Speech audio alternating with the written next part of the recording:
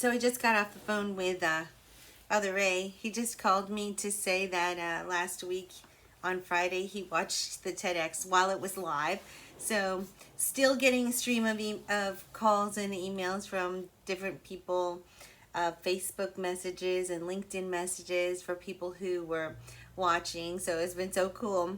But I kind of wanted to talk about something that I Googled like crazy when I first put my presentation together.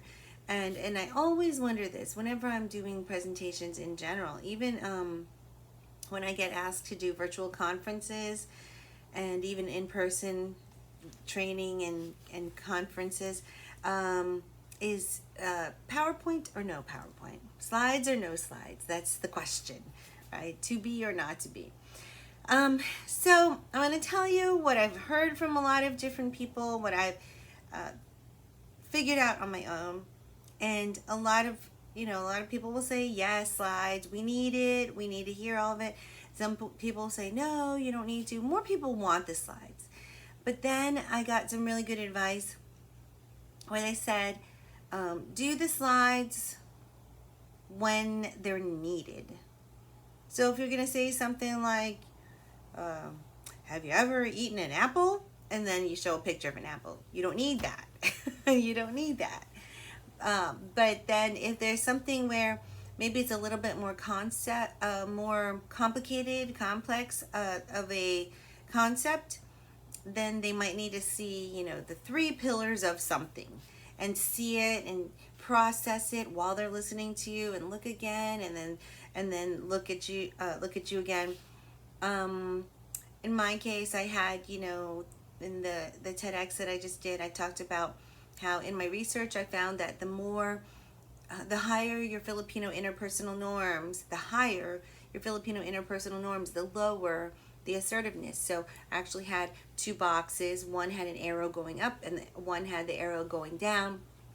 And it made it make sense. Then I had some pictures on there for humor that kind of like when I said, and this is going to happen. And then it was a picture of something that kind of added a little bit of comic relief in the story. And then I did show a picture of my family to talk about how I was raised and things like that. So, and then at the end I had one slide that had a list of like a final list of what you can do, and it was like 5 things. So as I said, each thing they showed up one, and then 2, the 2 things, then the 3 things showed, and 4, then 5, so that then you could see the whole list. Phones could come out, you can screenshot that and go, that's what I need to do. Those are the 5 keys that I'm going to leave here with. Then I want to talk about not even using them. You can, when you don't use them, the people who are listening, they're in it with you. Okay, so then there's more pressure on you to say 1, 2, 3. There's more pressure on you to say, and then over here we do this, and over here we do this. And you have to make these delineations so that people are with you, they get it. Because if you just rattle off a whole bunch of stuff, they're like, I don't know what she just said. She just said a whole bunch of stuff. I'm very picky now when I listen to speakers. When they rattle off 3 things and and I know why they do it. Like they're saying this, they're realizing that all 3 adjectives are needed for a good definition. But the people didn't hear those 3 definitions or 3 adjectives in the few seconds that you just rattled them off. So unless you say, let's go through each of those one at a time, then rattling off 3 things without a slide, without an explanation or fleshing it out is not effective. This is just my opinion, but putting them on a screen could help. Now let's talk about clicking. Clicking the clicker. All right, so you have the option to click or not click. At least we did, and at both of my TED Talks. Okay, And so my first TED Talk, I only had 3 slides, and they only came up at certain parts. And the audio video guys, they were like, "No problem. We'll read your script, and when you say those 3 slides, we'll just go 1, 2, 3, and then that's it." And then it went back to a blank screen. So they did it fine, and also, just so you know, when the editors edit, they will sometimes replace the whole screen with your slide at that point. So it'll show you talking and you're saying the next thing, and the whole screen turns into that slide. So they have that option to edit.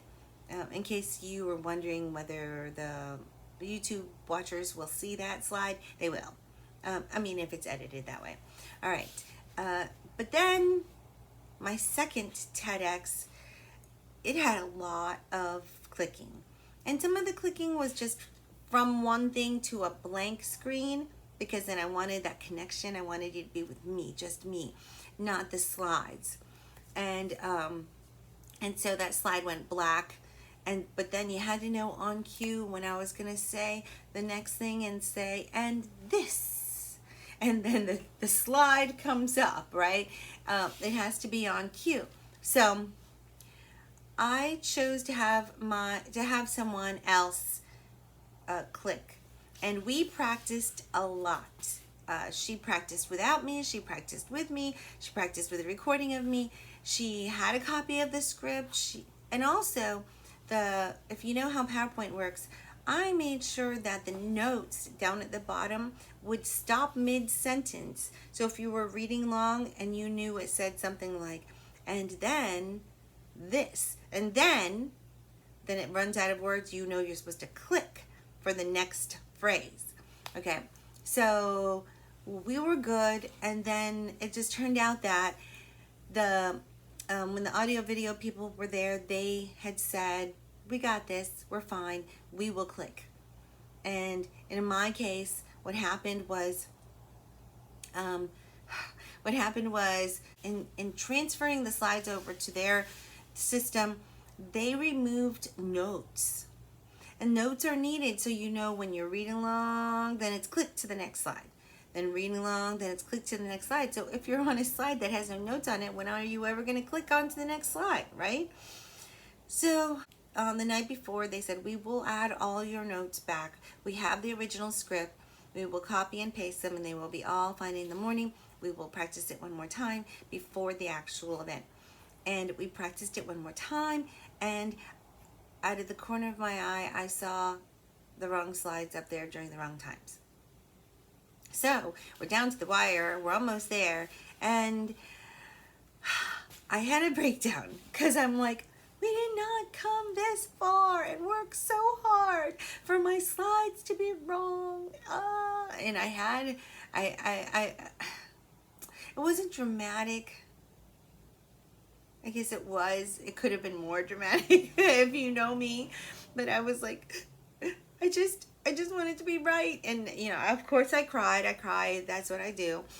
I cried mostly because when I called my husband and I was like, "It's still not right," then all of a sudden he just went into, like, "Dear Lord, be with Abby, make her strong, make this work right." And when he started praying, I just lost it because I was like, "Yes, Lord, you got this, and help me." So, yeah. Anyway, I don't want to cry now. But, all right. So the clicking, my person, Maddie, was able to come to the rescue. They let her do the slides. She was right there with me, but it was crazy because right before, I guess it was like almost like an hour and a half before we had to be there for the actual event. They said, "Okay, you just have just a very short amount of time to practice right now." And so something else was going on in the room. We couldn't get it to full silence, and I couldn't go do it up on stage because somebody else was practicing on stage. So I covered my ears like this, and I just like closed my eyes while she was at the laptop, and she was advancing the slides while I was like doing my whole entire script. Tuesday, that's when I walk into the room. First we have John. John has valedictorian in school, and he has a perfect SAT. And I just like rattled off the whole thing as fast as I possibly could. And she was like, "Good, good, good." And she clicked through the slides. which I will tell you, fast forward to the end, and it was wonderful. She did great. She did amazing. It all worked out. So God answered our prayers. So if you have the option to click or not click, I would still say don't click. Have someone else do it, but make sure they are well practiced, well rehearsed, well prepared, that the notes are right, that the script is there. The reason is, if you are the clicker, you're constantly going to be looking down at the clicker to see if you got the right button. People will see it in your hands, and then you'll be looking down. There's like this thing called a confidence monitor, which is like a monitor that's right there in front of you, and you're going to look down at the slide to see if you're at the right place. Now, if you could practice to do that very well without looking for just like, maybe you're good at seeing it out of the corner of your eye and you could very smoothly advance, but I'm telling you, my eyes were like boom to the back of the room. So there's no way I could have looked down at the confidence monitor. It would have been way too much for me. If you can pull that off, just know that there's that chance that you might be looking down. The fewer slides I say, the better. Use them only when you're needed. And I know that they have statistics that say that there's some of the top most watched TEDx talks over the past few years. Some had 7 slides, some had 40-something slides, one had 7 slides, one had 40-something slides, one had 20-something slides, and they all did well. But the secret is that it has to match the person and match the message. So if you could do that, do that. I think mine had a lot of slides because any of the animations where like it was a list and there was 1, then 2 things on the slide, 3 things on the slide. I made them a separate slide rather than being an animation. And so I may have had a whole bunch of slides, including the black slides that were in between. But slides or no slides, I would say definitely, in my case, fewer slides as possible. Have someone else click. And whatever you do, just practice, practice, practice, with or without it, and you'll be okay. So I don't know if I actually answered the question for you, but I guess the end is you do you, but know what it involves. Okay, thanks.